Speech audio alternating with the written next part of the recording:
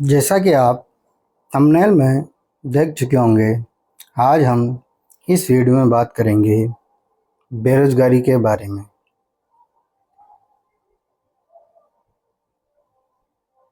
बेरोजगारी किसे कहते हैं? जब कोई व्यक्ति कार्य करने में सक्षम हो, जब कोई व्यक्ति कार्य करने में सक्षम हो तथा कार्य करने की क्षमता रखता हो, जब कोई व्यक्ति कार्य करने में सक्षम हो तथा कार्य करने की क्षमता रखता हो, किंतु उसे प्रचलित मजदूरी दर पर रोजगार प्राप्त न हो, तो वह व्यक्ति बेरोजगार कहलाता है। जब कोई व्यक्ति कार्य करने में सक्षम हो तथा कार्य करने की क्षमता रखता हो, किंतु उसे प्रचलित मजदूरी दर रोजगार प्राप्त न हो, तो वह व्यक्ति बेरोजगार कहलाता है। जैसे कोई व्यक्ति कार्य करने में सक्षम है और वह कार्य करने की क्षमता भी रखता है, लेकिन उसे प्रचलित मजदूरी दर पर जो रोजगार नहीं मिलता है, तो वह व्यक्ति क्या कहलाएगा? बेरोजगार कहलाएगा। बेरोजगारी के प्रकार: ऐच्छिक बेरोजगारी, अनैच्छिक बेरोजगारी। जो ऐच्छिक बेरोजगारी होती है, जब व्यक्ति कार्य करने में सक्षम हो। ऐच्छिक बेरोजगारी वो होती है जब व्यक्ति कार्य करने में तो सक्षम होता है, किंतु कार्य करने की इच्छा न रखता हो। व्यक्ति कार्य करने में सक्षम है लेकिन कार्य करने की इच्छा न रखता हो, ऐसा व्यक्ति ऐच्छिक बेरोजगार कहलाता है। अर्थशास्त्र में इसे बेरोजगारी को वास्तविक बेरोजगारी के रूप में नहीं माना जाता। अर्थशास्त्र में इस बेरोजगारी को वास्तविक बेरोजगारी के रूप में नहीं माना जाता है। अनैच्छिक बेरोजगारी: जब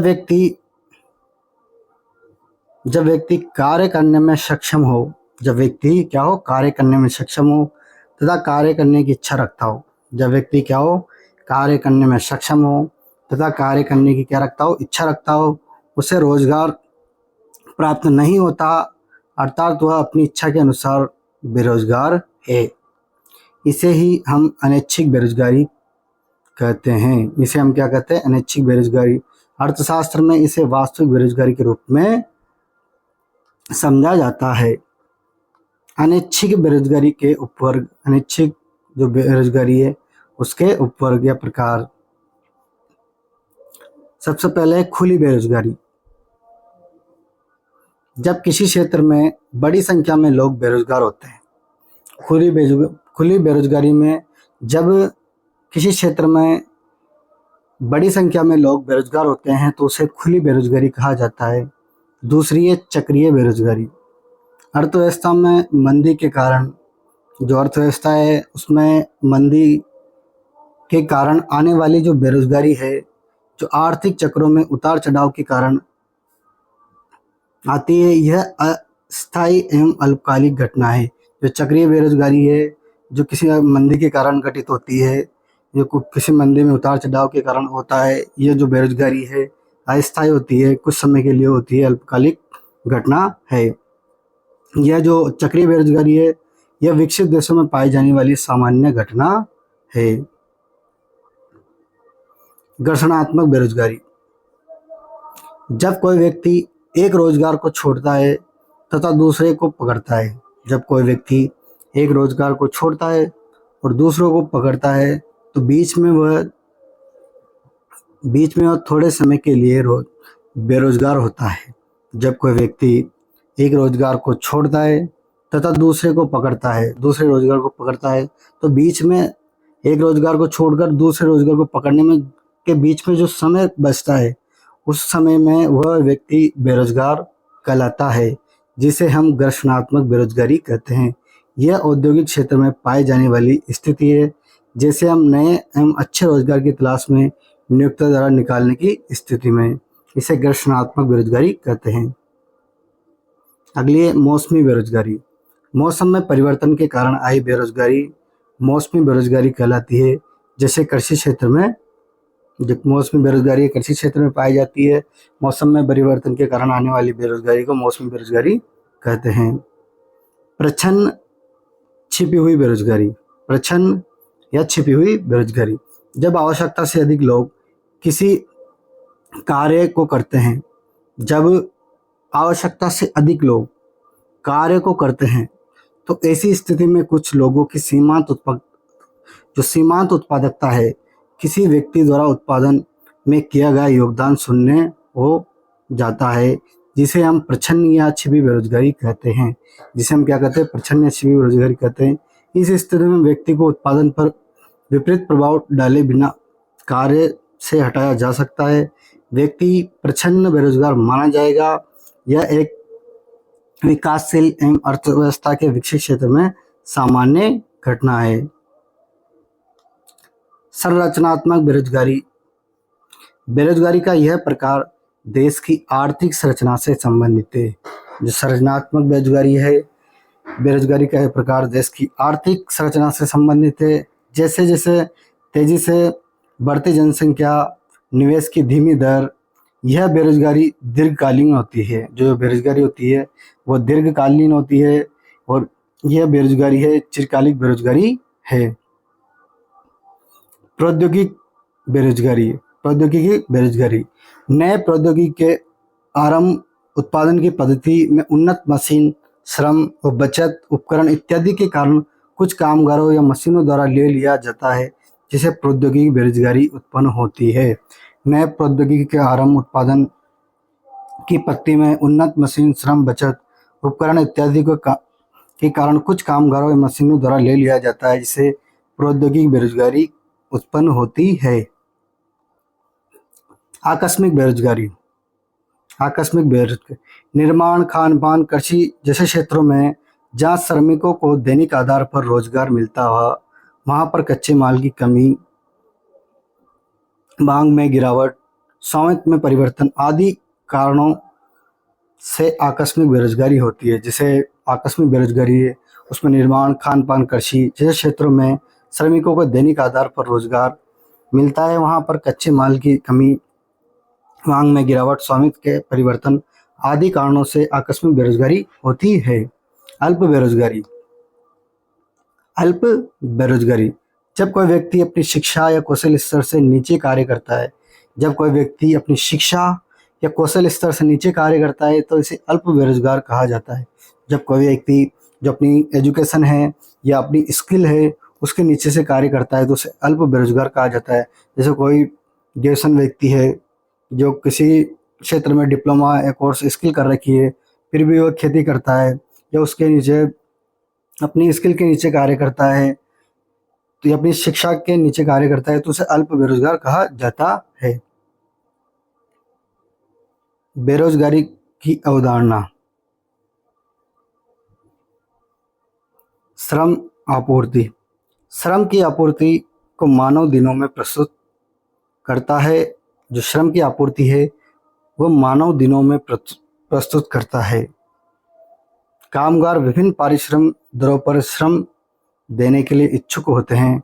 श्रम आपूर्ति हमेशा पारिश्रमिक दर से संबंधित होती है। जो श्रम आपूर्ति होती है वह हमेशा पारिश्रमिक दर से संबंधित होती है। कामगारों या श्रमिकों की संख्या स्थिर रहने पर भी श्रम की आपूर्ति बढ़ाई या घटाई जा सकती है। कामगारों या श्रमिकों की संख्या स्थिर रहने पर भी श्रम की जो आपूर्ति है वो बढ़ाई या घटाई जा सकती है। दूसरा है श्रम बल। यह वास्तव में कार्यशील या कार्य करने के इच्छुक व्यक्तियों की संख्या को प्रदर्शित करता है। श्रम बल वास्तव में कार्यशील या कार्य करने के इच्छुक व्यक्तियों की संख्या को प्रदर्शित करता है। यह व्यक्तियों की संख्या के रूप में पाया जाता है या मापा जाता है, मानव दिनों में नहीं। यह व्यक्ति की संख्या के रूप में माना जाता है, मानव दिनों में नहीं। कार्यबल। तीसरा अवधारणा है बेरोजगारी की कार्यबल। यह केवल उन व्यक्तियों को प्रस्तुत करता है जो वास्तव में कार्यशील है। यह केवल उन व्यक्तियों को प्रस्तुत करता है जो वास्तव में कार्यशील है। यह उन लोगों की गणना नहीं करता है जो कार्य करने के इच्छुक है लेकिन कार्यशील नहीं है। यह केवल उन व्यक्तियों को प्रस्तुत करता है जो वास्तव में कार्यशील है। यह उन लोगों की गणना नहीं करता है जो कार्य करने के इच्छुक है लेकिन कार्यशील नहीं है। भारत में बेरोजगारी मापने की पद्धतियाँ। भारत में बेरोजगारी मापने की पद्धतियाँ। 1960 में योजना आयोग द्वारा गठित प्रोफेसर एम.एल. दांतावाला समिति के अनुसार बेरोजगारी मापने के लिए एनएसएसओ द्वारा 3 पद्धतियों का प्रयोग किया जाता है। 1960 में योजना आयोग द्वारा गठित एम.एल. दांतावाला समिति के अनुसार जो बेरोजगारी है उसको मापने के लिए एनएसएसओ द्वारा 3 पद्धतियों का प्रयोग किया जाता है। पहली है सामान्य प्रमुख अवस्था, यूजुअल प्रिंसिपल स्टेज। दूसरी है वर्तमान साप्ताहिक अवस्था, करंट वीकली स्टेज। तीसरी है वर्तमान दैनिक अवस्था, सीडीएस, करंट डेली स्टेज। सामान्य प्रमुख अवस्था, यह पद्धति उन व्यक्तियों की संख्या का आकलन करती है जो सर्वेक्षण की तारीख से पहले की संदर्भ अवधि या 1 वर्ष के बड़े भाग में स्थायी या चिरकालीन रूप में बेरोजगार होते हैं। यह पद्धति सामान्यतः बेरोजगारी का न्यूनतम अनुमान होती है। जो यह पद्धति है सामान्यतः बेरोजगारी का न्यूनतम अनुमान देती है। ऐसा इसलिए है कि बहुत कम लोग दीर्घकाल के बिना काम में रह सकने में समर्थ हो सकते हैं।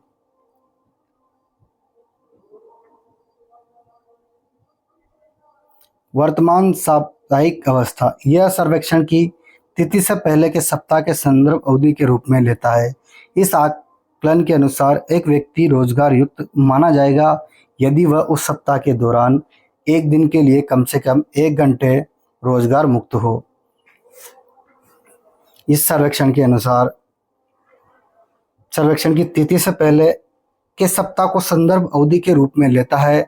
इस आकलन के अनुसार व्यक्ति को रोजगार मुक्त माना जाएगा यदि वह उस सप्ताह के दौरान एक दिन के लिए कम से कम 1 घंटे रोजगार मुक्त है। इस पद्धति के अंतर्गत बेरोजगारी का प्रतिशत यूपीएस की तुलना में अधिक होता है। वर्तमान दैनिक अवस्था, करंटली डेली स्टेज, यह संदर्भ अवधि से पहले वाला दिन होता है।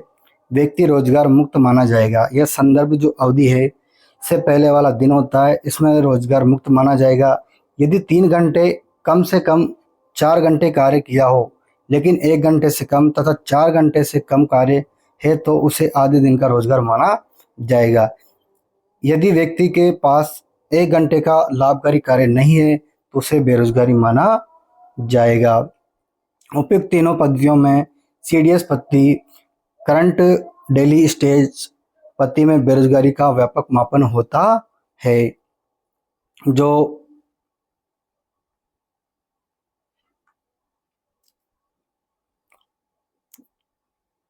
जो मजदूरी है यानी मानव है, अगर 1 घंटे कार्य करता है तो उसे रोजगार माना जाता है। वो मानक वर्ष 1 साल में अगर 365 दिन में से 273 दिन मजदूरी मिलती है, कार्य मिलता है तो उसे रोजगार माना जाता है, उसे बेरोजगार नहीं माना जाता है। तो वीडियो पसंद आई तो वीडियो को लाइक करें, कमेंट करें। वीडियो से संबंधित कोई भी डाउट हो तो कमेंट के माध्यम से पूछ सकते हैं। वीडियो को ज़्यादा से ज़्यादा शेयर करें, चैनल को सब्सक्राइब करें। जय हिंद, जय भारत।